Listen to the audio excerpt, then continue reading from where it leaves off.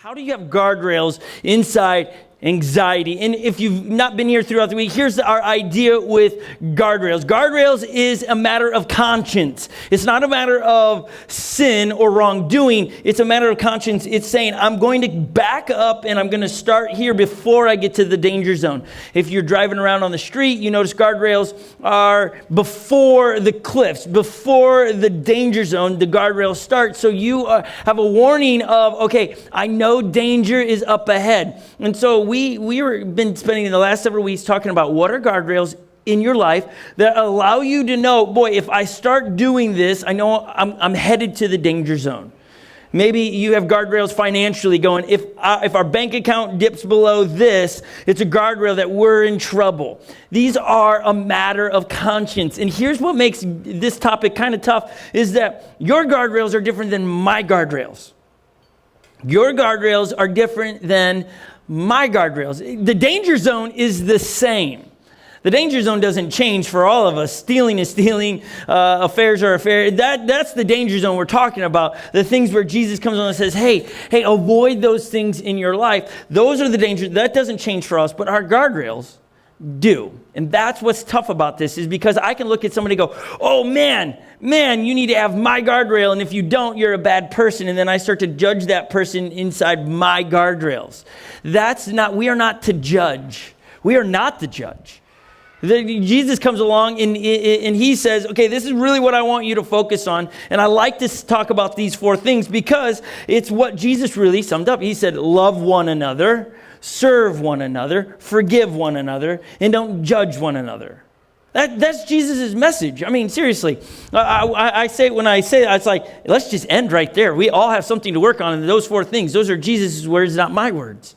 And so if there's a group of people you don't love, then you're not loving one another. It doesn't matter what they have done. Jesus says, love one another. If you're not serving, if you're not doing life with the spoon, and you're trying to use a fork to get everything you can, and you're not serving other people like with no strings attached, you got something to work on, because Jesus says serve one another.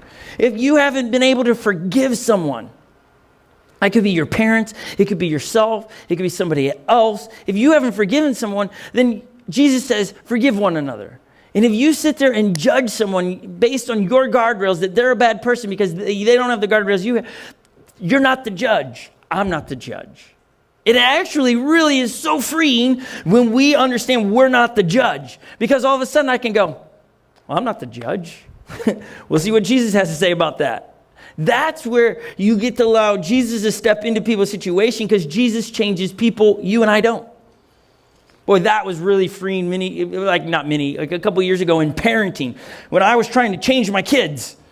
Not their diapers. I'm still trying to figure that out. After 7, I haven't even got it sorted out. I'm that guy that has to do this. Oh my gosh, this is awful. I don't know how Holly does it. She just does it, okay? She gets it done quick. But here I am going, we do have a deal in the house. She can't handle teeth being pulled. I got no problem with that. I mean, I'm the guy that comes up with creative ways to pull teeth. Like, I have drones. The next child with a loose tooth, we're pulling out with a drone. They know it. They're all trying to get wiggly teeth. We're trying to see if I can hook a drone up to it, their tooth, and fly away. I have no idea. I could wreck the drone. It could be a great video, but we will document it. So I'm in charge of teeth. That's my job, is teeth. I've tried the door technique. I've not perfected that one very well. As we have a dentist in here, he's just shaking his head. I think he's going to have a meeting with me afterwards. He's like, that's really not good for their gums. Don't tell me that. Ignorance is bliss. Okay, so we do have a deal in the house that I deal with the teeth and blood. She deals with poop and vomit. I was like, this is a good deal, okay? I was like, this is a great deal. I'm glad we sorted that one out. But I understand when it comes back to my kids, I cannot change them. Change their heart. And I realized early on that I was parenting in action and not parenting in the heart. I was parenting in the embarrassment of, oh man, what will somebody think if my kid does that? Not what's Jesus have to say about their heart condition? And it changed me forever when I started going, okay, am I pointing my kids to these 3 things? To love one another, serve one another, don't judge one another, and to forgive one another. And that's where it just shifted for me. And so today we always ask this question, and I will always ask it, because it is this: what is Jesus is saying to you today, and what are you going to do about it? Because today, I know it's, man, some of us go, church, I got to go. It's just the thing I got to do. But Jesus is like, man, I'm excited that you're here today because he wants to say something to you. Now, I get to be the person today that gets to share something out of the Bible. And I hope that, somebody always asks, do you get nervous? I'm always nervous before I speak because it's not my words. When I get a chance to speak about leadership, I don't get nervous about that because it's just leadership. I'm not, like, hey, this is how you lead people. Leadership is influence. It's just taking what I've learned in books and talking about. But when it's talking about what Jesus has to say, I get nervous because I'm representing Jesus. So I get nervous. I don't sleep very good on Saturday nights because it's like, oh man, I hope I say what I feel God wants me to say and that it speaks to you. And today, we're going to use a very old Sunday school lesson. I even allowed you to have a preview of it. We sent you home with homework last week to read Jonah. Jonah chapter 1, 2, 3, 4. There's only 4 chapters. It's really short. It's like if you tried to find it in an old school Bible, and you started at Genesis, you'll never find it. It's so little. You actually need to go to the New Testament part of the Bible, which is the second kind of half of the Bible, and work your way backwards. It's like 3 or 4, 7 books backwards, anyways, from Matthew. Jonah, if you're growing up in church, you saw him on flannel graphs. It's about a dude that gets eaten by a whale, and you're just going, I struggle with a dude being eaten by a whale. This sounds like a fairy tale. This sounds made up. I know I just ruined the whole story for you. You're like, wait, what? A dude just got ate? Jonah got ate by a whale? You didn't know that? Yeah, that's the punchline today. But I know. That's you're like, wait, a dude got ate by a whale. What happened to him? We're about to read. A whole book has been named about it. Actually, as I've read the whole book of Jonah, which sounds so awesome, I read the whole book of Jonah. It's 4 chapters, okay? And they're not very long chapters. So it's not. But I would have titled it, Not Jonah. He's the author of it, and I'd have named it The Runner. Because the deal is, he runs. He's a runner. And that's what I would have said, is the life of a runner. And so, if you grew up into church, and you're just like, yeah, that's a great story, that people are trying to get me to see the characteristics of God, I get it. It's probably made up. It's a legend. But here's the thing that will make you wrestle more about it. I'm going to ask this question. Answer it inside your mind. That conversation you have with whoever lives in your head, that person, okay? You're answering it with that. Who is Jesus? Okay? Who is he? Is he the Messiah? Is he God's son? Is he your Savior? You answer that. It should be all of those if you are a follower of Jesus. If you're not a follower of Jesus, that's okay. You're here to figure out your thing with Jesus. That's all right too. We give you permission to do that. So, who is Jesus? Now, do you believe Jesus died on a cross, dead for 3 days, and rose again? The Easter story. It's the video you saw where he's just getting started. Do you believe that he did that? If you're saying yes, then well done, you're passing the test so far. But here's the trick. Here's maybe not even the trick. Here's the thing about the Jonah story. Is that Jesus, who talked about dying on a cross and rising again, and he pulls it off. He does this. He didn't just say it, and it's a mystery. We have eyewitness accounts, and that's our eyewitness accounts are in the Bible. The authors of the Bible in the New Testament, many of them were eyewitness accounts of seeing Jesus die on a cross, being put in a tomb by the Romans, and then going back to the tomb, and it was empty. And then they saw Jesus with the scars afterwards. It's eyewitness accounts. We thrive off of eyewitness accounts in this day. We watch things on the internet and it's just, oh, well, I saw a video, so it's real. We don't second guess it, but when it comes to things with Jesus and the things that are wrote in the Bible, we want, well, are there really eyewitness accounts?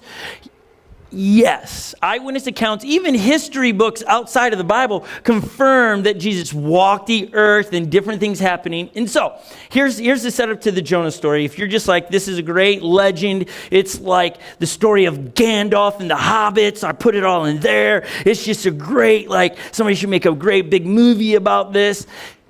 Jesus talks about Jonah. He doesn't just refer to Jonah as there was a man named Jonah. If we can put Matthew chapter 12 up on the screens here. Did we get that in, Jacob? I can't see if it pops up there. Oh, yeah, okay. Okay, these are Jesus' words in Matthew 12, verse 40. For as Jonah was 3 days and 3 nights in the belly of a huge fish, so the Son of Man will be 3 days and 3 nights in the heart of the earth. That's Jesus' words quoting the story of Jonah. And he goes on and talks about Jonah, what he was supposed to do, and we're going to talk all about that today. But that's what validates this from just a flannel graph story. It's a big deal. Okay, I want to say all that because I know, I get it. Sometimes you read through the Bible and you're just like, is this the real thing? Or is this like the story of the hobbits? It's like a great story, a great adventure, a journey. Woo! But it really, man, I just would encourage you to pick up your Bible this week, and when you read it as if you believe it. Not like, what does this really mean? And so we're going to read through really the first couple chapters of Jonah. If you read it over the past week, well done. Maybe we'll give you some context that will maybe blow it up for you. And how are we going to use the story of Jonah and talk about anxiety? Okay, so if you have your Bibles, you can go to Jonah chapter 1. This is how the story starts. The word of the Lord came to Jonah. This is the nudge, the tap that we talk about here at Unlock Church. Tap, tap, tap, Jesus talking to you. Hey, I want you to forgive that person. I want you to serve there. I want you to you feel it. You know what I'm speaking of. So this is the word of the Lord came to Jonah. Nudge, nudge, nudge, Jonah.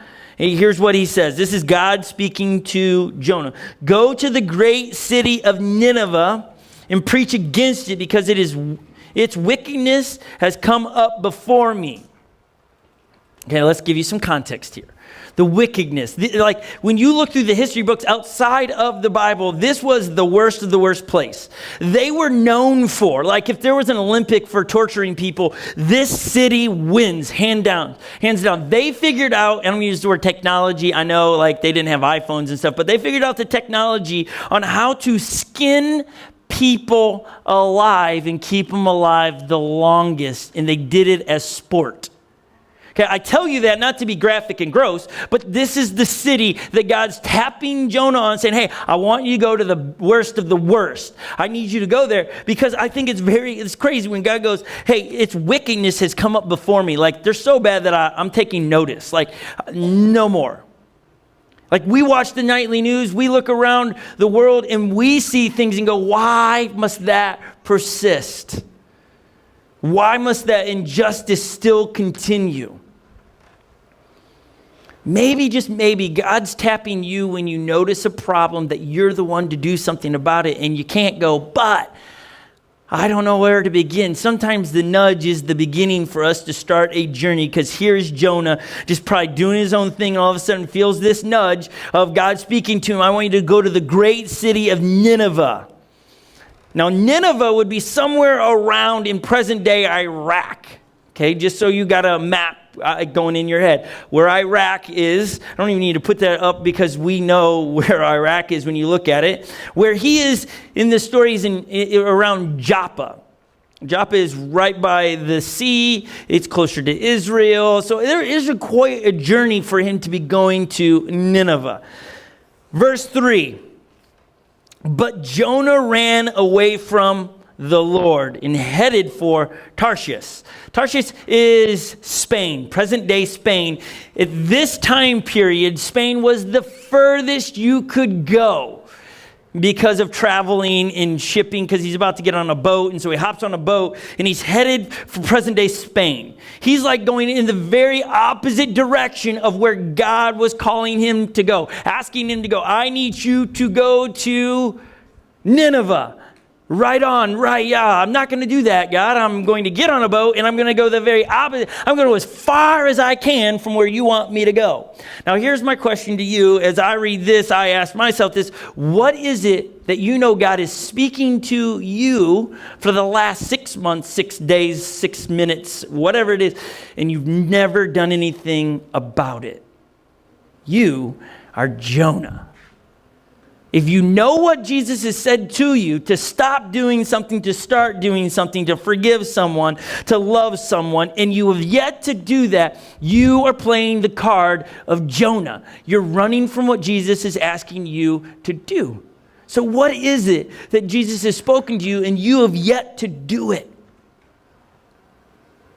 I mean, seriously, it's not going to be just like I'm not talking about like little things here. We're talking about big stuff here. We got Jonah minding his business, doing his life, and then nudge, nudge, nudge. I want you to go to Nineveh, the bad of the bad, where bad stuff happens. How bad they are, it's like, grab my attention. I need you to go. Jonah's like, yeah, right.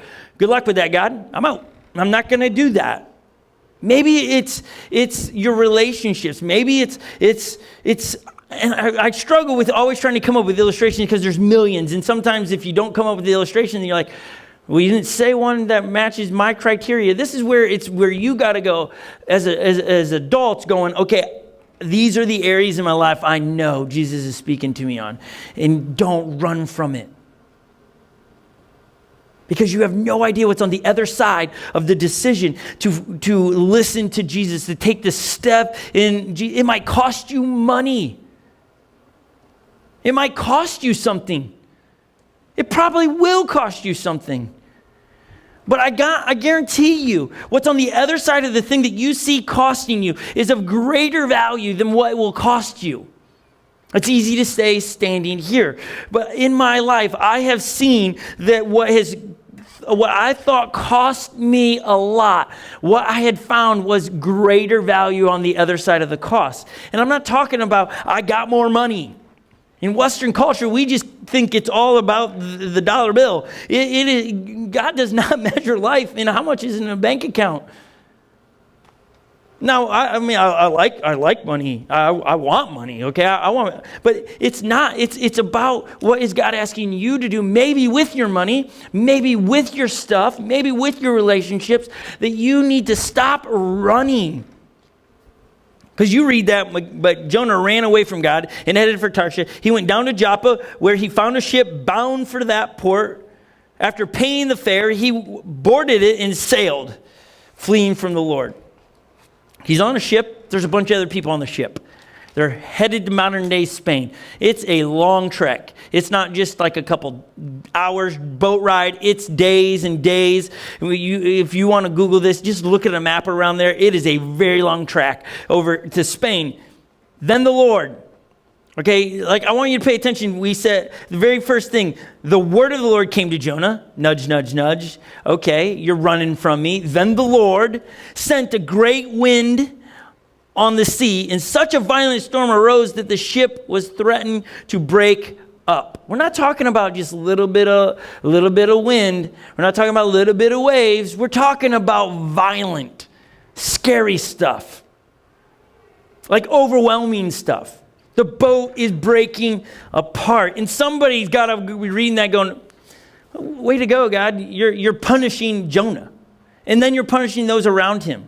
I think you're missing the characteristic of God that is in this story. It is not to discipline Jonah. It is to bring Jonah back to him. The storms that rise in your life that create anxiety, worry, and those things that we go, oh my gosh, why would God do this to me? It is not to discipline you.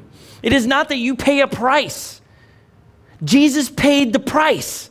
Jesus is the fee. He is the price that was paid. God comes in and says, no, I'm drawing you back to me. I want to bring you home. I want to bring you back into a relationship with me. And so the storm that comes in the life here is not to discipline Jonah. The storms that rise in your life are not to discipline you. It's not. It's to bring you back in a relationship with God. It's to guide you home. And sometimes the storms in our lives are brought on by our own decision. This mess that Jonah's in that affected many people around him was brought on by his decision to run from God. oftentimes when we choose to not do the thing that God is speaking to us to do, it creates collateral damage for those around us, our family, those that are closest to us. And God's just saying, no, come home, come back. I want your attention this way. So Jonah continues to tell the story of how all the sailors get terrified. You know where Jonah is at this moment? You know what? A lot of times when we are runners, when we run from God, we're oblivious to it. Everyone else can see it. We're like, whoa, you're creating a mess here. Just get right with God. Stop running. But those that are running, we're just blind to the fact. We're like, what's going on? Like Epic. Epic's blind to anything. That dude, he's just like, hey, Epic, will you take out Rennie? He'll go get a leash, and he'll stand in front of me going, Dad, what did you want me to do? Take out Rennie. That's the dog. You have a leash in your hand. Oh, yeah, right. I forgot. I'm like, man, what's going on with you? Okay, he's just the guy. Like the other day we were in Canada, and it's just a beautiful view, and the lake is right behind us, and it starts pretty shallow. I'm like, Epic, go get your brothers and sisters. We're gonna eat. Okay, Dad. He leaves, and he comes back like 5 minutes later. The amount of time it should take, he comes back. I'm like, where's your brothers and sisters? Oh, they're still on the other side of the lake. I go, did you tell them that dinner started? No, they're all over. I was just checking on them. Isn't that what you wanted me to do? I was like, no, dinner, bring them back. Oh, I'm terrified for that child. Like, I don't think he's going to get his license when he's 16. I feel like he needs some more time because he's going to where was I going? Just the dude. I'm like, I want to know how his brain thinks. He's like, what? And the sad thing is I find it all too funny. Like, there's no parenting happening when he comes in and goes, I just was checking on him, Dad. And I'm like, oh my gosh, like maybe he's got too much of me. I don't know. But if you missed the story where I shared where we did drop him on his head when he was within 24 hours old, don't do that. It's bad for them. Okay, it hurt. What do you want me to do, Dad? It's just seriously hang around Epic. You'll see what I mean. Like, and he looks like up past you. Like it's not at you. It's like, what? What was I supposed to do? It's just, yeah. Okay, anyways, I just think like we function as runners like that, like, what? Jesus, you wanted me to do something? You wanted me to forgive what? Really? And I just picture, here's Jonah, right? You know where Jonah is in this storm, in this violent, but Jonah had gone down below the deck where he laid down and fell into a deep sleep. The dude's sleeping. There's a storm, guys? What? Why didn't you tell me? You should have woke me. Now, the dudes are up on the top of the deck. They're freaking out. They come down to Jonah, and they're trying to figure out what is going on. Somebody had to do something wrong with a God. They're not saying the God of Israel, the God that sent Jesus. They're just saying a God is upset with us. And so they're like waking them up. Hey, well, how can you sleep? Get up and call on your God. Maybe he'll take notice of us. Then they couldn't sort it out, so the sailors came up with an idea. This was, you'll see through the Bible a lot of times, where they cast lots, where it's really drawing straws. They cut up a bunch of straws. Whoever gets the shortest straw, it's your fault. Okay, this is how they were determining whose problem it was. Everyone gets, pulls the straw. Jonah gets the short one. Jonah, what'd you do? Jonah, it's your fault. And so he begins to tell them, why it was. And so he answered, I am a Hebrew, and I worship the Lord, the God of heaven, who made the seas and the dry land. This terrified them, and they asked, what have you done? And in the context of this, he had already shared the story. So in mine, it's in parentheses. Then they knew he was running away from the Lord because he had already shared the story. He's already told them. And so Jonah comes with this idea. Okay, this is what you're going to do. Now, Jonah, aware of the situation, he gets really anxious. He's like, I don't know what I need to do. He begins to find himself really scared. Some would say anxious, nervous, but anxiety strikes him. And instead of saying, God, forgive me, I will go back, he just comes up with the plan. All right, boys, this is what you got to do. And instead of me dealing with the problem, I would rather you just throw me overboard. And so in verse And after they're terrified, in verse 12, he says, "Pick me up and throw me into the sea," he replied. "And then it will become calm." Instead of dealing with his anxiety, he says, "I'd rather die." Like, yes, at one moment he's sleeping, the next moment he's choosing death over fixing the problem. It feels like a lot like a prisoner. Anxiety is one of those things that, man, you think you got a grasp on it, and all of a sudden you find yourself hooked up again. Like, we were driving back from Canada, and I just was like, okay, we got a lot to do before Sunday. And I started just feeling this overwhelming pressure all of a sudden of like, holy cow, we got lots to do. We got missions teams coming in. We got camp going. We still have to get this done. And you just feel this overwhelming pressure. And I felt my stomach turning a little bit. And I was like, man, anxiety is creeping in really fast. And I felt handcuffed because I wasn't thinking about, oh man, how can we best portray the story of Jonah? It was just like this, I can't do anything about it. It's the worrying about what ifs and all these big problems. And, you just start getting more upset stomach and you don't feel good. And all of a sudden I'm short with everyone in the car. No longer am I finding epic going, Dad, where are we going? Home, man. I said that like 9 times to you. Okay, I forgot. I wasn't finding fun anymore. I was getting short because I became handcuffed. A lot of us in life, when it starts where we're running from God, then we realize, oh no, I've been running from God. We don't turn back to God. We then try to manage it ourselves, and anxiety becomes the thing that we think, I have to fix this on my own, which puts weight on you, and then you're doing life like this.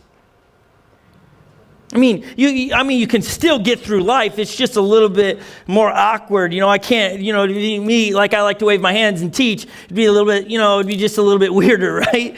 I know it's already weird, but it just feels odd, right? Those of us that choose to remain in the state of anxiousness and don't allow Jesus to speak into those moments in our life, you're walking around like this, you just can't see it. But everyone else does. Those that are struggling with it, and I know it's a real thing, I have my bouts with it. Man, starting a church with no one and no resources, and I have a family, there were scary moments, and still are scary moments. Dreaming of doing 2 summer camps and going, how are we going to pay for all of that? We have teams coming in and all these. You don't think anxiety strike? It's a real thing with me. I have to constantly fight it. And the best way I've learned how to fight it is that I have to focus on Jesus and know that Jesus just wants to be in a relationship with me. And the feelings that I have are not real feelings. I'm making them up because Jesus still sits on the throne, meaning he is the King of Kings and the Lord of Lords. He's got it taken care of. He died on the cross, rose again. He's capable of stepping into my mess and helping me. And oftentimes, you know where that help comes from? And why we say partner with people to unlock your God-given greatness is because it typically comes from one another. The Jesus inside you comes out when we do life together. Ever wonder why when you feel anxious and anxiety-stricken, you want to do life by yourself? You retreat. You wave the white flag. The embarrassment of, oh boy, if people knew I worried about that or what I was scared of and all of these things, we just retreat because the enemy knows if you get around people that have Jesus inside them, they're going to come and say, this is what Jesus has to say on said topic. So the Jesus inside you unlocks the handcuffs of others. Now, this morning I gave somebody an envelope. I really hope you still have that. If you just come forward and open up the envelope, that would be great. Yeah, you lost it. Here's the deal. I gave Joey an envelope this morning. I said, hold on to this. Make sure you have it into the service because you can open it. Yeah. Yeah, I'd like to get out of these at some point. He holds the keys. He holds the keys. As he comes in, he can unlock the chains that I'm in.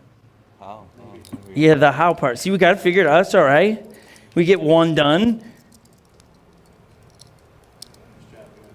And we get 2. Good job, Joey. You got it done. You can take all of that to your seat. Here's the deal. Thank you, Joy.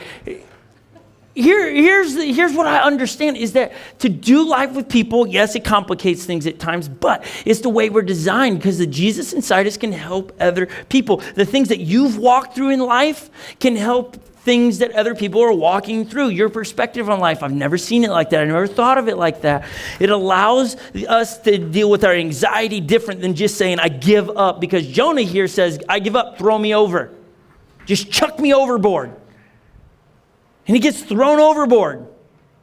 I mean, he was willing to die. That's the thing about anxiety. Anxiety says, I'm willing to give up on life. Maybe not take my life, but I'm willing to give up on that relationship. I'm give up on this. That's the deal with anxiety, is that it makes you retreat instead of moving forward. And Jesus wants to move us forward. He says, Jesus' words, I've come to give you life and life abundantly. That's not a retreating mentality. That's a step into life. I've come to give you something, not to take something from you.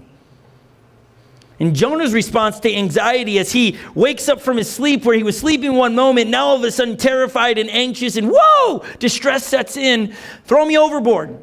I'd rather die than deal with this. He doesn't know the part of the story that a whale is about to swallow him. He doesn't know that, just like we don't know what's on the other side of our decisions to go, okay, Jesus has asked me to do this. I'm going to do it, even if it costs me my job, even if it costs me all the stuff I've accumulated, I'm going to do what Jesus has asked me to do. And you'll be surprised what happens. I'm pretty sure when Jonah got swallowed by a whale, he was a little shocked, okay? I don't know about you, but when I read it, I'd be like, what if that happened to me? I'd be like, whoa, where's my camera? This is amazing. Someone should record this. And so he did. This is the modern day vlog, I guess, in the book of Jonah, or the back in the day vlog, I should say. So they were terrified. They threw him overboard. In verse 13, it says, not verse 13. Then in verse 15, then they took Jonah, threw him overboard, and the raging sea grew calm. At this, the men greatly feared the Lord. They offered a sacrifice to the Lord and made vows to him. What just happened in this story? God, the real God, not a man-made God, the God of Jesus, all of a sudden had new people that decided to be followers of him because look at what God was doing with the storm. It not only was trying to get bringing Jonah back, it was bringing men on the ship back to him into a relationship. They're like, whoa, I see the power of the God of Hebrew. So they throw him into the sea. A whale comes, swallows him. Now the Lord provided a huge fish to swallow Jonah, and Jonah was in the belly of the fish for 3 days and 3 nights. 3 days and 3 nights, not being devoured, just sitting in the belly of the whale. Why? Why 3 days in the whale? It's not because he's like, we'll just start a stopwatch and just see how long this dude can make it. This is like modern day or early day Survivor. Go! Next guy, oh no, you lasted a few seconds longer than the other guy. No, it wasn't about how long Jonah could remain in there. It was the heart condition of Jonah. It was where Jonah would wave the white flag and say, God, I surrender to your will. Don't surrender to anxiety, surrender to God's will. Don't surrender to the worries and those things in your life that consume you and the what if game. Surrender to Jesus. Now, chapter 2. From inside the fish, Jonah prayed to God this. In my distress, I called to the Lord, and he answered me. From deep in the realms of the dead, I called for help, and you listened to my cry. I mean, are you picturing what I'm picturing? Let me reread it and tell you what I picture. From inside the fish, he prays to God. So Jonah's not just going, okay, just waiting to die. He's going, God, you got me into here. You can get me out of this. In my distress, sounds a lot like anxiety. Sounds a lot like being overwhelmed. I called to the Lord. I spoke to the Lord, and he answered me. From deep in the realms of the dead. He's talking about being in the belly of just gross, disgusting, dead fish. I called for help and you listened to my cry. You hurled me into the depths, into the very heart of the sea, saying that he could tell that the whale or the big fish was going really deep, way down in the sea. And the current swirled around me, and all your waves and breakers swept over me. So water's getting all over him. Are you picturing his distress, his moment of life? I said, I have been banished from your sight, yet I will look again towards your holy temple. The engulfing waters threatened me. The deep surrounded me. Seaweed was wrapped around my head. He's painting the picture of where he's at in the belly of the whale. Story goes, after the 3 days, the whale spits him back up onto dry land. Not sure how that looked. I don't know if the seaweed came out with him.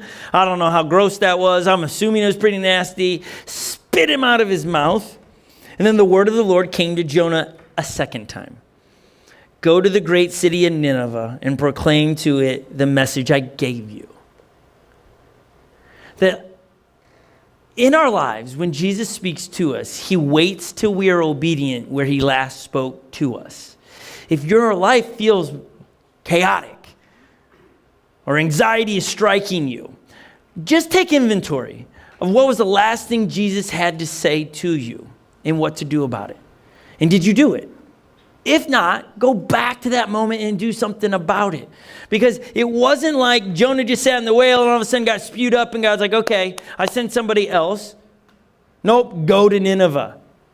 And we're talking about 3 days in a whale. We don't know how many days at sea he was, but we're talking about days.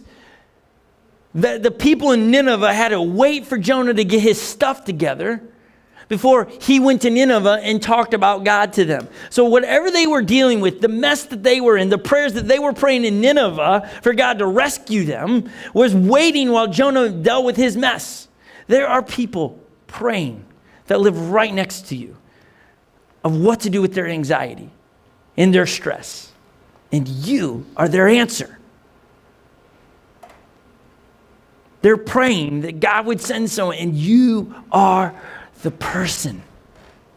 It's just being brave enough to go talk to them. You don't have to knock on their door and go, hey, so you need Jesus. That's a little weird. But getting into a relationship with them, partnering with them, asking how you can help, changes the game. Changes the game. So the guardrail with anxiety is to back up and ask, what is Jesus saying to me? What am I going to do about it? Is to always, when Jesus speaks to you, do something about it. And then trust him for the rest. I said it a moment ago as we end this. Jesus still sits on the throne. He's not been dethroned.